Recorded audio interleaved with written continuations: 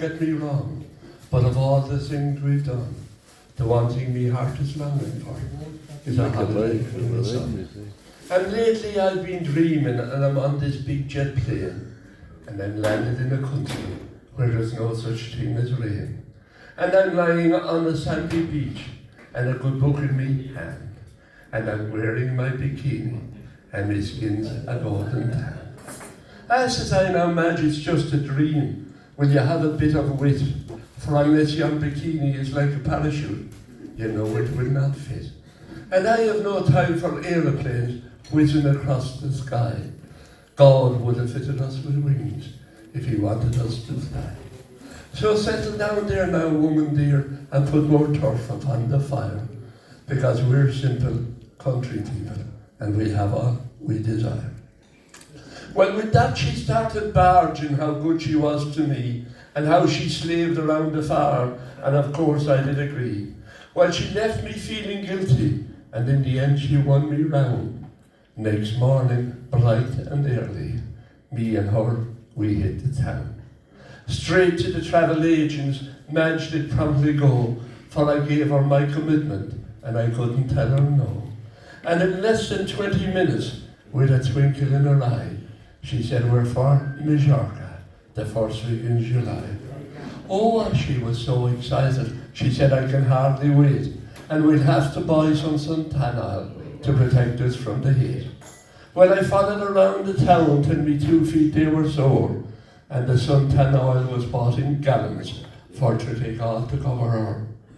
Well, the weeks they went quickly by, and as the time drew near, 2 days before we were due to fly, I got the diarrhea. And Madge, she sent for a bottle out of the chemist shop, and then thank God it thickened, and at the end it stopped. And you know, I was doing rightly till my 2 feet hit yon plane, and the toilet seat is where I sat, till we touched down in Spain. Oh, I could hear the captain wishing all a pleasant flight, and me in my gloomy surroundings trying hard to stop this. Well, boys, the heat was wicked upon that foreign soil, and me arse was like a kettle that was coming to the boil. And the sweat was dripping off me, and on Madge I placed the course, and then they took us off to our hotel in an air-conditioned bus. Well, thank God we were travelling in the middle of the night, for young Bucko was fully bent on driving on the right. He did not know his highway code, that's one thing for sure, for if he drove like that back home, he'd be called one stupid whore. But the hotel room, it was lovely, and that I have to say. And Madge took to the singing as she put her clothes away, and then she whispered to me, this could be our second honeymoon. Well, with that the cramps they started, says I, where's that bottle and that spoon? Now I toed and I froed the whole night long, from the toilet to the bed, and I glanced at Madge's swimsuit, and quite thoughts came to my head. Because to spread out on a table, like a blanket on a ditch, I was the one that sewed it, and I hope it held its stitch. Next morning I was still lying wide awake, as the sun rose in the sky, and suddenly from down below I heard a joyful cry. Now I could be wrong, but I thought I heard the sound of water splash. Over to the balcony I did quickly dash. Well, the sight I saw I'll not forget from that balcony. It knocked 50 years off my life. I felt like 23. A swimming pool all filled with girls, half naked to the waist.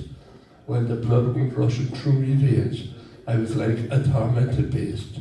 Oh, I gazed in and eyed her, and she was still fast asleep, and me thoughts were far from Ireland, and me cattle and my sheep.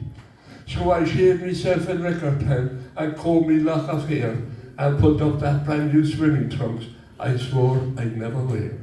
Now I might be easy going, and at certain things I'm not a fool, but in less than 20 seconds, I was sitting at the pool, gazing at all them bosoms, and what a pretty sight, all colours and creations, and me a snowy white. Oh, there was big ones, there was wee ones, some did sway, some did flop, and I was always told not to stare, and somehow I couldn't stop. And God says I am in heaven, and I didn't have to die.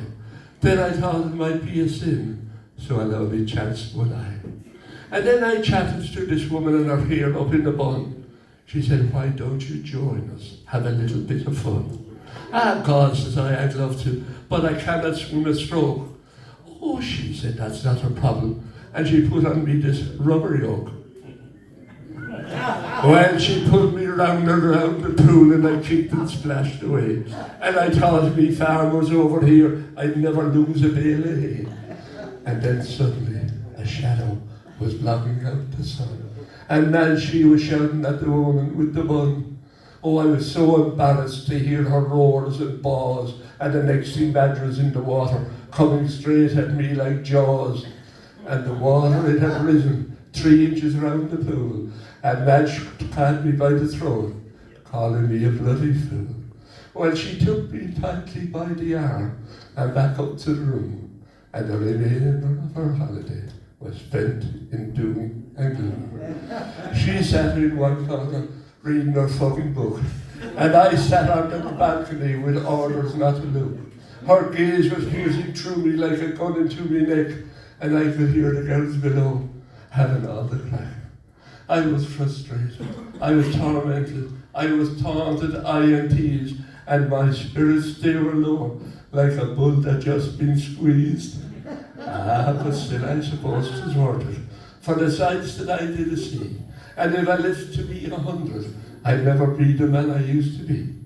But now I'm back in Ireland, doing the things I always do, but sometimes my memory wanders to the land with skies so blue, especially in the evening time when I'm milking the old cow, and I'm thinking of all them boozings, wondering what they're doing now. But I dare not mention holidays, for fear I might get throttled. And Madge, she got her skin of golden tan from that stuff bought in a bottle.